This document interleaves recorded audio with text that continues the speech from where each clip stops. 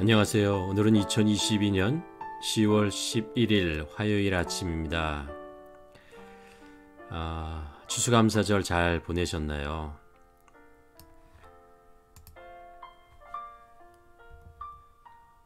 일년에 한 번 우리가 정기적으로 감사할 수 있는 절기를 보낸다는 것이 참 좋은 것 같습니다. 이 시간을 통해서 우리가 우리 자신을 한번 돌아볼 수 있고 또 1년 동안 하나님께서 베풀어 주신 은혜가 무엇인지 우리가 돌이켜 볼 수 있는 그런 귀한 시간이라고 생각합니다. 오늘 우리가 함께 나눌 하나님의 말씀 신명기 4장 11장 4절 14절 말씀을 보도록 하겠습니다. 신명기 11장 14절 말씀입니다. 여호와께서 너희 땅에 이른 비 늦은 비를 적당할 때에 내리시리니 너희가 곡식과 포도주와 기름을 얻을 것이요. 이 말씀 속에서 하나님께서 이른 비와 늦은 비를 적당할 때에 내려주신다라고 말씀하고 이것을 통해서 하나님의 백성들이 곡식과 포도주와 그리고 기름을 얻을 것이다라고 말씀하고 있습니다. 이스라엘의 절기는 추수와 깊은 관련이 있습니다. 이스라엘은 지중해성 기후와 아열대성 기후가 교차하는 지역에 위치하고 있기 때문에 건기가 여름이고요. 우기는 겨울이 있습니다. 이렇게 분명한 특징을 가지고 나눠지게 되죠. 5월 중순에 시작되는 여름 동안 이스라엘에는 비가 전혀 내리지 않고 고온 건조한 날씨만 계속됩니다. 그러다가 10월 중순쯤 시작되는 겨울에는 비가 내리기 시작해서 5월까지 지속적으로 비가 내리게 됩니다. 겨울 우기 동안 내리는 비는 세 종류가 있다고 합니다. 겨울이 시작될 때 내리는 비를 이른 비라고 하고요. 이게 10월경이 됩니다. 그리고 겨울 우기가 끝나는 마지막 시기에 내리는 늦은 비, 이 두 기간에는 겨울비가 내리게 됩니다.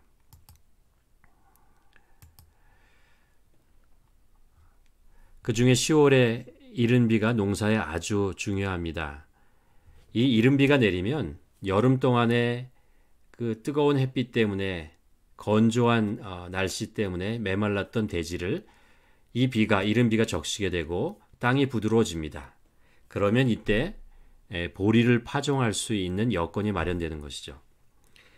이렇게 파종된 보리가 4월이 되면은 늦은 비, 마지막으로 다 익은 곡식을 촉촉하게 적시고 이제 보리를 추수하게 됩니다.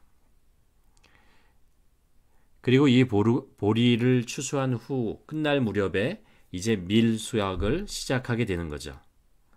이것이 바로 첫 번째 추수기로 보리와 밀, 곡식들을 추수하는 기간이 됩니다. 그리고 이때쯤이 유월절, 무교절, 그리고 오순절을 지키게 됩니다. 여러분 우리가 유월절, 무교절, 오순절 잘 알고 있죠. 이 절기는 이스라엘 백성들이 이집트에서 구원을 받은 것과 깊은 연관이 있다는 것을 우리는 알 수 있습니다. 하나님께서 이스라엘 백성을 이집트 노예 생활에서부터 자유를 주시고 하나님의 백성을 삼으시고 약속의 땅을 향하여 광야의 길에 들어가게 하시는 것, 그 시작점에 바로 유월절이 있었죠. 그리고 무교절이 있었습니다. 이어서 시작되는 뜨겁고 건조한 여름을 보내며 이제 이 시간 동안의 과일들이 익어가게 됩니다. 가만 보면 우리 신앙도 구원 후에 광야의 길을 걷게 됩니다. 이것은 하나님께서 우리를 구원하시고 하나님의 자녀로 훈련시키시며 믿음을 굳건하게 세우기 위함입니다. 때로 뜨거운 햇빛 같은 힘든 시간을 보내기도 하고 또 메마른 대지를 적시는 것 같은 메마른 대지를 걷는 것 같은 고통이 따르기도 합니다. 그러나 이 모든 과정은 믿음의 열매를 맺어가는 그런 여정이 됩니다. 그래서 어려운 환경 속에서도 하나님을 의지하는 법을 배우고 모든 것을 공급하신 하나님의 사랑, 그것을 조금씩 조금씩 경험하게 됩니다. 그리고 세상의 죄와 유혹에 넘어지지 않고 이겨낼 수 있는 그런 하나님을 의지하며 살아가는 능력을 기르게 되는 것이죠. 그리고 이제 드디어 여름이 끝나면 가을, 9월, 10월이 되어서 과실, 포도, 올리브 같은 이 과실을 맺고 추수가 시작됩니다. 가을에 포도와 감람나무 열매를 거둘 때, 이때 절기가 이제 또 있는데 나팔절, 속죄절, 그리고 장막절을 지키게 됩니다. 여기서 속죄절은 1년에 한 번 이스라엘 모든 백성들이 하나님 앞에 나와서 하나님 앞에 자신의 죄를 고백하고 용서를 받으면서 거룩하게 구별되는 날입니다. 그리고 이 중에 장막절에는 특이한 행사를 하게 됩니다. 이스라엘 집은 지붕이가 평평했죠. 그리고 그 위에 초막을 세우고 그곳에 자녀들과 함께 들어가서 7일 동안 지냅니다. 이들이 만들어 놓은 이 장막은 그렇게 낭만적이고 편한 것이 아니었습니다. 오히려 이 초막은 딱딱하고 불편하고 날씨도 쌀쌀해지는 그 계절에 있었습니다. 그러니까 초막에서 있는 것은 힘든 것입니다. 일부러 힘든 자신의 상황을 만드는 것입니다. 그리고 그것을 7일 동안 경험을 하죠.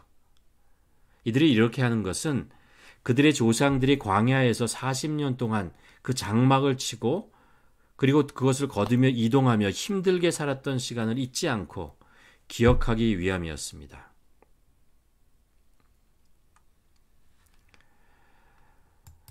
지금 가나안 땅에서 집을 짓고 편안하게 침대 위에 지내며 따뜻한 음식을 먹고 그렇게 지내고 있다고 해서 그 옛날 그 어려움을 잃어버리지 않겠다라는 것이죠. 그리고 그때 오직 하나님만을 의지하고 살았던 광야의 신앙, 그것을 저버리지 않으려는 노력이었습니다. 여러분, 우리도 이런 신앙의 모습을 배워야 하지 않을까요? 힘들고 어려울 때 하나님께서 때를 따라 이른 비와 늦은 비를 주시며 은혜의 단비를 통해서 필요한 것들을 공급하시고 또 우리의 마음이 먹먹하고 힘들고 어려울 때, 좌절했을 때 위로하시고 또 외부로부터의 공격, 유혹이 왔을 때 우리를 보호해 주시는 하나님의 은혜. 우리가 그것을 정말 잊지 말아야 할 것입니다. 지금 나의 생활, 그리고 환경이 좀 편리해졌다고 오히려 마음이 나약해지고 믿음이 변질되어서는 안 될 것입니다. 추수의 때에 오히려 광야의 신앙, 이것을 회복하며 하나님의 은혜 앞에 무릎을 꿇고 회개하고 또 우리의 믿음을 다지고 또 감사하는 그런 한 주를 우리가 함께 보내기를 소원합니다. 이 시간에 한번 우리 기도했으면 좋겠습니다. 광야의 신앙, 이것을 회복했으면 좋겠고요. 늘 그 광야의 시간 동안에 하나님께서 우리에게 주셨던 이른 비와 늦은 비, 은혜의 단비, 이것 우리가 잊지 않고 우리의 신앙의 순수함과 깨끗함을 지켜낼 수 있도록 하나님 도와주시옵소서. 이 감사의 계절에 우리가 우리의 신앙을 다시 한번 돌아보는 시간 될 수 있도록 도와주시옵소서. 함께 기도하기를 원합니다.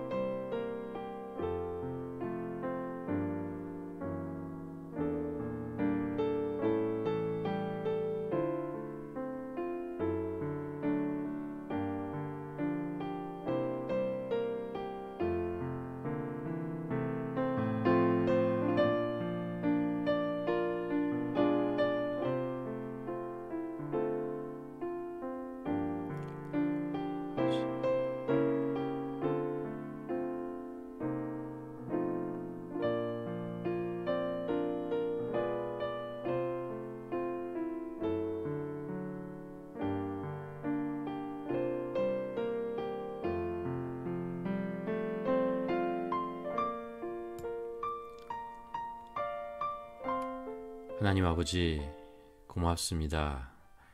지난 2022년 그리고 지난 2년 반 팬데믹이라는 어려운 시간, 경제적으로 정말 어려운 시간들을 우리가 보내왔습니다.